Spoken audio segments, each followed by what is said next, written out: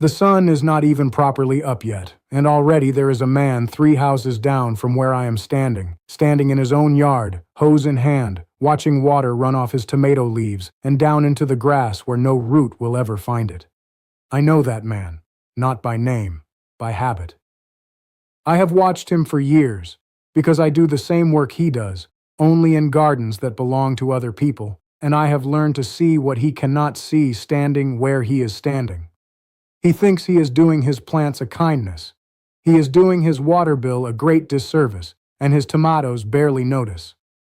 Last July, a woman I tend a garden for showed me her water bill. $40 higher than the month before. $40 for a garden the size of a quilt, and her beans still curled up by 2 in the afternoon, like they'd never been touched. That is the part nobody tells you. The hose gives you the feeling of doing something. The spray gun with its little switch, the adjustable head, the pressure you can dial up or down, all of it feels like control. But most of what comes out of that hose never once touches a root. It sits on the leaf until the sun takes it back. It runs across the crust of dry soil until it finds the low spot in the yard. It goes down 2 inches and stops, right where the sun can reach in and pull it back out again before evening. You have been watering the air, friend, and the water company has been glad to charge you for it. I am Levi, Lancaster County, Pennsylvania, 61 years old this coming harvest, and I have spent my whole life with dirt under these fingernails. In the 4 gardens my family tends, mine, my son's, and 2 that belong to English neighbors who asked us to look after them, we have not turned a hose to a garden bed in 9 years. Hi viewers, have you ever gotten a water bill in the middle of summer that made you angry enough to march outside and stare at your garden hose, yes or no? Tell me down in the comments. What we use instead, I bought for $3 at the hardware store out past Intercourse, plain as a flower pot. Because that is exactly what it started as. My grandfather Amos used the very same thing in the very same kind of garden before there was ever a Second World War to speak of. He did not read about it in a magazine. He did not see it on a shelf with a fancy label. Somebody older than him showed it to him, the way somebody older than that had shown it to them. And right now, while I am standing here talking to you, there is one of these sitting in the ground not 30 feet from me, buried up to its neck in soil, doing its quiet work on a row of pole beans. No hose reaches it. No timer clicks on for it. Nobody had to be home to turn anything on. It has been working since before breakfast, and it will keep working long after I have finished talking to you. The Spanish gave this thing its name, a long time before there was ever a Pennsylvania to farm in. My grandfather never used that name. He only ever called it the pot. And once I show you exactly what that pot is and how a man can make one for less than the cost of a cup of coffee at a diner, you are going to walk out to your own shed, look at whatever plastic gadget you bought last spring to solve this same problem, and wonder why nobody told you sooner. The pot, that is all my grandfather ever called it, and for years that is all I called it too, until I learned the word the rest of the world uses. It is called an olla. Say it like the Spanish do. Olla. A plain clay pot, unglazed, narrow at the neck and round in the belly, buried in the ground right up to its shoulders, filled with water, and capped with a stone or a saucer like a lid on a jar of preserves. That is the whole secret. No pump, no plastic, no battery going dead on you in October. You bury it, you fill it. It waters your garden while you sleep. I was 7 years old the summer I first understood what that pot was for. My grandfather Amos took me out to the kitchen garden on a July morning in 1972, past the pole beans, and he lifted the lid off a clay pot buried right there in the row. He had a tin pitcher of rainwater in his hand, and he poured it in slow, right to the brim. I asked him why he didn't just water the beans the regular way, with a can, over the top of the leaves like my mother did with her flowers. He looked at me the way an old man looks at a boy when he's about to hand him something worth keeping. He said, "Levi, the pot knows when the bean is thirsty. The bean does not know when the pot is full. That is the whole secret of a garden." I did not understand him that day. I understood him about 30 years later, kneeling in my own garden, digging up an old pot to check on it and finding bean roots wrapped clean around the belly of that clay like a lace collar around a woman's neck. Now here is where I have to be straight with you, because I am not selling you anything, and I am not going to pretend this pot fell out of the sky over Lancaster County. This idea is old, older than Pennsylvania, older than the boat that brought my people here. There is a Chinese farming manual, written something near 2,200 years ago, that describes burying a porous jar in the ground to water crops slow and steady. The idea traveled across North Africa in dry country where every drop mattered. Spanish missionaries carried the practice north into the desert country of what is now our American Southwest. And somewhere along the way, Pennsylvania German farmers, plain people, careful people, people who did not waste a nail if they could straighten it and use it again, looked at that same idea and recognized a good thing when they saw it. A clay churn turned to a new purpose, buried instead of standing on a shelf. So when I tell you this is a forgotten trick, I do not mean nobody in the world remembers it. I mean nobody at your local hardware store is going to hand it to you on the way to the checkout counter. Here is what it costs, plain and simple. A 6-inch unglazed terracotta flower pot. $2.79 at the co-op the last time I bought one. A matching terracotta saucer for a lid. 89 cents.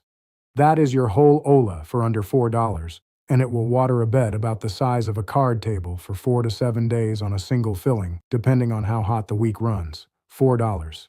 Say that number out loud to yourself, and then go look at what you paid for the last watering gadget you bought that broke by August.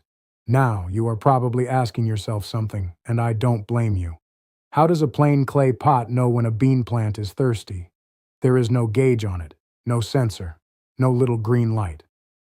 My grandfather never went to a class to learn the chemistry of it, and neither did his father before him. But the chemistry is there whether a man studies it or not, the same way gravity was pulling apples down long before anybody wrote it in a book. And that is exactly where I want to take you next, because once you understand what that clay is actually doing underground, you will never look at a garden hose the same way again. Terracotta, the plain, unglazed kind, not the shiny painted stuff from the garden center, is full of pores. Tiny openings you cannot see with your eye, but a plant's root can feel them just fine. When you fill that pot with water, the water sits inside those pores, held there by what folks who study soil call surface tension. It wants to stay put. It is not just going to come pouring out through the clay wall like a busted bucket. But dry soil pulls. Here's the picture I want you to hold in your head. Take a wet dish rag and lay it against a dry sponge. Don't wring it. Don't press it. Just lay them side by side, touching. Watch what happens. The dry sponge starts pulling the water right out of that rag, all on its own, because dry always pulls toward wet. Nobody has to force it. It is just how water behaves. That, right there, is your whole Ola.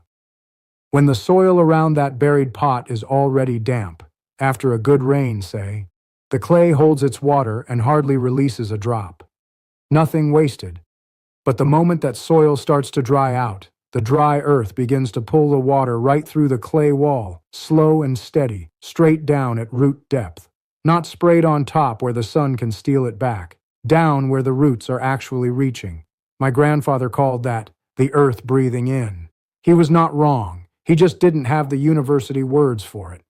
I want to be honest with you here because a hose does have its place, and I am not going to stand here and tell you it is worthless. A hose wets the top 2 inches of your soil. That is where most people spray, and that is where most of it evaporates before supper. And Ola sits its water down at 6 to 8 inches, right where a tomato or a pepper plant is actually sending its roots looking for a drink. Researchers who study dry country farming, the kind of work universities in places like Arizona have looked at for years, have measured real, meaningful drops in irrigation water when a garden switches from surface watering to a buried clay pot. I am not going to stand here and give you a number I cannot back up word for word, but the pattern holds up. Less water lost to the sun means less water you have to buy. I do not need a research paper to know it, mind you. I have my water bill from 9 years ago, and I have my water bill from last month, and one of them is a whole lot smaller than the other. Here is a number I will stand behind, though, because I have seen the receipts with my own eyes. A drip irrigation kit from a garden catalog, The timer, the battery, the pressure regulator, all those little plastic emitters and barbed fittings that will run you somewhere between $180 and $250 for a small garden, and a battery you replace every season, and emitters that clog with grit and need picking out one by one with a toothpick, cursing the whole time. An Ola, buried once and cared for, will work for 20 years or better. My grandfather's original pots outlived him. I still have 2 of them. Now let me show you how to make your own, because this is not hard work, and it does not take a whole Saturday, though I would give it one anyway just to enjoy the digging. Start with the pot itself. Unglazed terracotta, and I want to be plain about this part. Glazed pots will not weep water through the wall, because the glaze seals up every one of those pores we just talked about.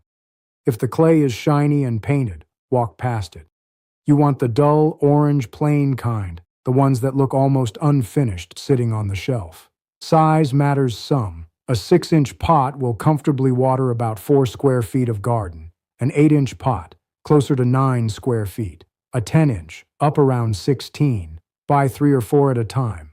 Most co-ops and hardware stores will knock the price down if you ask for a quantity. Now, before you bury that pot, there is one hole that has to be closed, and it is the drain hole in the bottom. Every terracotta pot comes with one, meant to let water out for a houseplant. For our purpose, that hole has to be sealed shut, or your water runs straight out the bottom into the dirt below the roots and does nobody any good. Silicone caulk will do the job, and it is what most people reach for today. My grandfather used beeswax, melted soft and pressed into the hole from the inside with his thumb, and I still do it his way when I have the wax on hand. Either one will hold for years. If you are melting wax, I will say this plainly, because I owe you the honest words on it. Do that over low heat, on the stove or a hot plate, never over an open flame, and give it a minute to cool before you go pressing it in with your fingers. Hot wax will burn you same as hot grease, and there is no trick worth a burned thumb. Next, you need a lid. A matching terracotta saucer works fine. So does a flat stone, or a piece of old slate off a barn roof, which is what I use on 2 of mine. The lid keeps the mosquitoes from finding standing water and laying eggs in it, keeps the sun off the top of the water so less of it steams away, and keeps a hard rain from washing dirt down into your reservoir. Now dig your hole. Set the pot in so its shoulders sit right at soil level, with just the very lip and the lid poking up an inch above the ground. That little lip matters. Bury it too deep, and rain runoff carries dirt right under your lid. Pack the soil in firm around the belly of the pot. No gaps, no air pockets. You want that clay hugged tight by earth on every side. Set your plants in a circle around the pot, roughly 6 to 12 inches out from the belly. Tomatoes love this. Peppers, squash, cucumbers, melons, pole beans like my grandfather grew. Anything with a deep or spreading root system will find that clay wall and grow toward it like it's calling to them. For shallow things like lettuce or radish, use a smaller 4-inch pot and set your plants in closer. Fill it to the brim. Rainwater is best if you have a barrel to catch it. No chlorine in it, and it comes in warm, which plants seem to prefer over cold water straight from a spigot. Cap it and walk away. Check back in 3 days the first time, just to get a feel for how fast your particular soil drinks it down. In a stretch of ordinary weather, you will likely refill once a week. In a real July heat wave, every 3 to 4 days. And here's a mistake I have watched more than one neighbor make. They bury the pot, they fill it, and they forget the last piece, which is the mulch. 2 inches of straw or chipped bark or shredded leaf laid right over the bed and right up close to the pot's lip. Skip that step, and you let the sun bake the surface soil hard and hot, which pulls moisture back up out of the ground and wastes a good part of what your Allah is working so hard to deliver. Other families do this their own way, and I don't mind telling you because there is more than one right answer here. Over in Holmes County, Ohio, some of the folks use old clay butter churns instead of flower pots for bigger beds. One churn will water a whole row of tomatoes on its own. Up in Shipshewana, Indiana, a man named Amos Yoder, no relation to my grandfather, just a common name among us, buries wine bottles neck down in his porch pots for the same effect, only smaller. And a carpenter I know, Andy Troyer, builds a little plywood cap with a funnel cut into it so his grandchildren can refill the pot themselves without spilling a drop down their sleeve. I want you to hear me plain on something now, because I think it matters more than the pot itself. Nobody at the garden center is going to tell you about this. It is not that they are hiding it from you out of any wickedness. It is simpler than that, and a little sadder.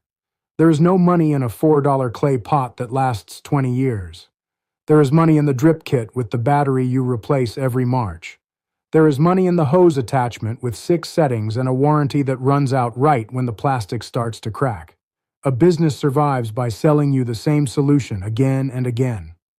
A buried pot from the hardware store does not ask you to come back. That is not a conspiracy. That is just how a shelf gets stocked and what gets put on it. So let me leave you with something you can do this very weekend. Plain and simple. 3 things. Nothing fancy. 1. Go to your hardware store or garden co-op and buy 3 unglazed terracotta pots, 6 or 8 inch, along with matching saucers. Figure $8 to $12 total for all 3. 2.